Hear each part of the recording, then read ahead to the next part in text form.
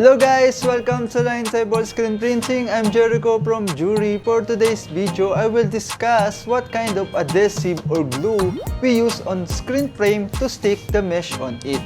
There are so many screen frame adhesive available, but I'm going to share to you the screen frame adhesive we use based on our experience. So without further ado, let's get started.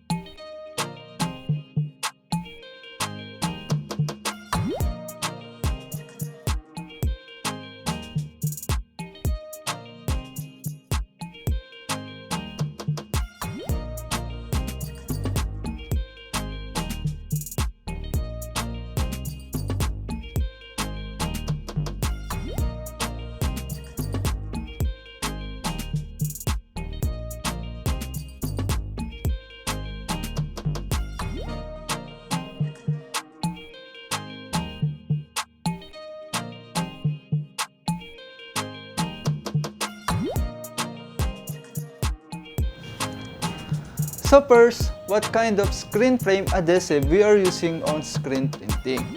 We are using contact cement in our screen frames, and so far, the mesh on the screen cannot easily remove even in so many years, just like this screen. And the quality of the screen is still good. Maybe some of you use a special adhesive or glue for your screen mesh, but this contact cement is also good for holding the mesh on the screen. Contact cement or contact adhesive is a neoprene rubber adhesive that creates a fast, flexible, permanent bond.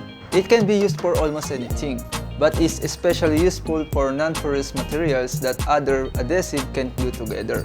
Contact cement works best on plastic, veneers, rubber, glass, metal, and leather.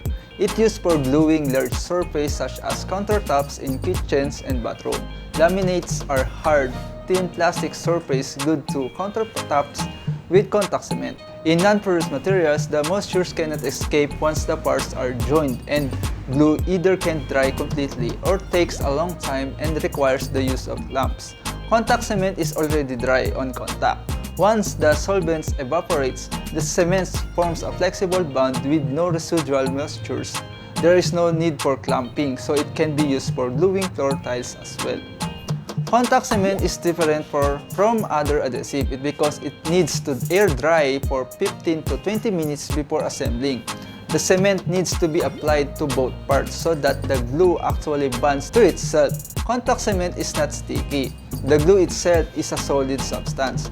The solvent is added for easier application and must evaporate completely before joining the two parts. It's tricky to apply because the adhesive needs just a momentary contact to form a permanent bond. You can use any local brand that's available in your country, but if you want a best result in holding the mesh, you can use a better brand like Pioneer or Bostik. Just like this screen, we use Bostik contact cement for the screen, and we are using it for several years. We use it for burning, printing, reclaiming the screen, and so far the screen still can be used and still in good shape.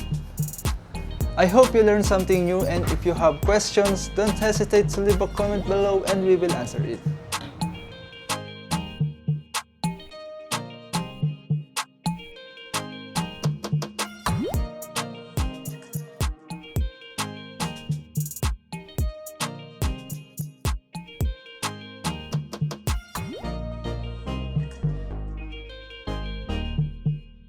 So that's it guys! Don't forget to like, subscribe, and hit the notification bell for more videos about line table screen printing tutorial. Thank you very much for watching.